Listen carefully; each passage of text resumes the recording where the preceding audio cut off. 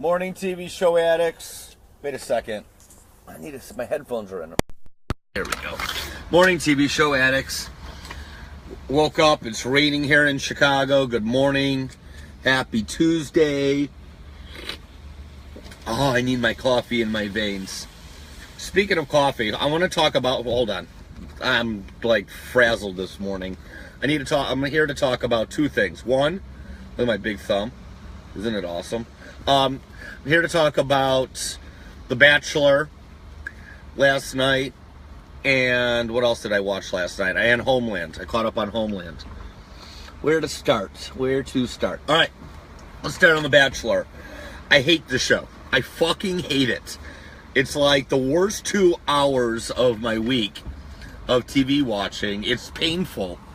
It's entertaining, but it is painful. Number one, I can't stand any of these girls. They're all like bugged the shit out of me. Even Vanessa, who seems to be the fan favorite because she's so genuine and so sincere. I hate the way she kisses. She like does this look up thing and like puckers. I don't know. It drives me nuts. She's like such a tool. And I just don't understand how all these girls say I love you. I just don't get it. They've gone on like one date with the guy.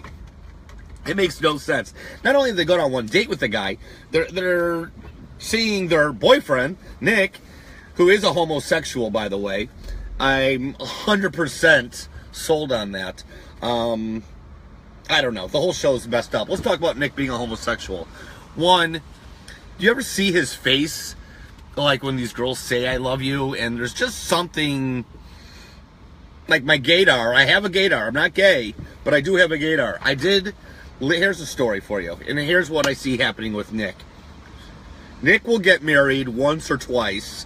He'll probably have 2 or 3 kids, and when he's about 50 years old, his life will become so unmanageable, and he'll be so, I don't know, I can't describe it, but like crawling out of his skin, because he'll be doing side things. So like he will be having gay relationships, and he will have a secret boyfriend on the side. You'll read about it on Us magazine.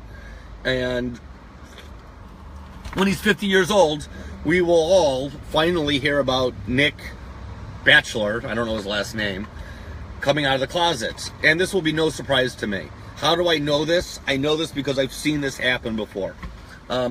True story. I actually lived with a good friend of mine who for about 2-3 years had kind of a real 2.5 men situation working, where I knew from the time I met him 15 years ago that he was gay, even though he was married twice and had 2 kids. And on the weekends, so we lived in a house in Deerfield. Well, that doesn't matter. I don't want to like get to like who this person is because it doesn't matter. But the point is, we lived in a house, and on the weekends he'd always say, "I'm going to the city to meet my girlfriend." Now, me and his son always knew that something was fishy. How come we never met this girlfriend for 2 years? It was like, dude, just come out of the closet. It's all good. We love you no matter what. It's all good. Being gay's cool. Shit, maybe I should come out of the closet. Anyway, so Nick is definitely like my friend. It's like the similarities, are just so astonishing to me. I actually just didn't want to think that like my gut gaydar is so money. So I called up one of my business partners who's gay, who's married, and I fully support it. It's awesome. And I said, hey, yo, you please tell me you think that Nick is gay. And he said, 100. Let's do that. 100. 100 Nick is gay. So all these girls are wasting their time. They're wasting your time. They're wasting my time. But yet we keep coming back for more. Wow, my coffee just kicked in. I was dead tired. But it'll get me going on Nick. Oh, and then Corinne's dad, the Miami Beach, Collins Avenue. I lived in Miami. I know exactly where the dad lives. My ex-girlfriend. Hi, Alessandra, if you're watching this. She lived, I think, like 2 doors down from there. Yeah, he is like the stereotypical Miami, Collins, South Beach dude. He's got his chest hair's coming out. He's got his bling bling, and he's all about the money. He's all about the money. Watching them shop for their first date in Bal Harbor last night was awesome. It actually gave me like deja vu. Oh shit. I'm trying to remember this person's name, and I know she's a TV show addict. Anyways, I'm only foggy because I just woke up. But I had a first date in Miami. I met this girl off of Match or Tinder or something like that. And, you know, we were going back and forth, messaging, and she says to me, hey, you want to finally meet up? I'm like, sure. She's like, well, why don't you meet me for lunch? I'm over at the Bal Harbor Mall, which is in North Miami.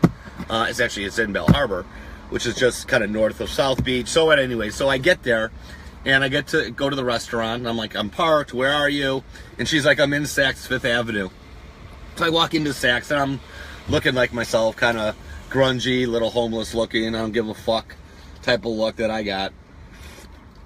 And this girl's dressed to the T's on a Saturday afternoon, and I'm watching her try on things, and this is like, oh boy, like the thoughts running through my head, it's like, this is high maintenance, and I'm not really good with high maintenance. You know, I don't know. So anyway, so long story short, so I'm watching her, and whatever, we're having fun, and she knows all the managers, she knows all the people at Saks, and they go to ring her up, and her bill's like $4,000.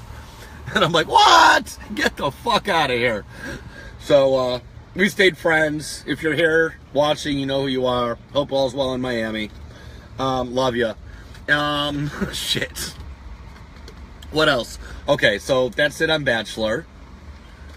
Oh, Jennifer's here. Jennifer, I'm coming inside in a second. I'm at my Starbucks. Jennifer, if you want to come to my car and say hello to everyone, you can come in. And we could do like a talk show. Actually, stay there. I'm logging off in a minute. Homeland is the next show I want to talk about for 10 seconds. Homeland's sick. You have to watch it. If you stop watching it because Damian Lewis, a.k.a. Brody, isn't on the show anymore, you got to get back into it because Rupert Friend, in my opinion, who's Quinn, is lights out. The transformation that he's done, he had a stroke, for all of you that need, you know, spoiler alert. So Rupert Friend had a stroke. Quinn had a stroke last year. And before he had a stroke, he was just like a CIA badass black ops type of guy. Don't fuck with Quinn. And now he has a stroke. So his transformation, to show his range and his character, where he's literally playing a stroke victim / PTSD, is, in my opinion, he should win an Emmy, a SAG award, something. He's got to win something. He is probably my #1 favorite actor right now, or favorite character on any show. Again, that's Homeland, that's Quinn. I'm going in Starbucks, that's all I got. I'm done with my rant. Peace.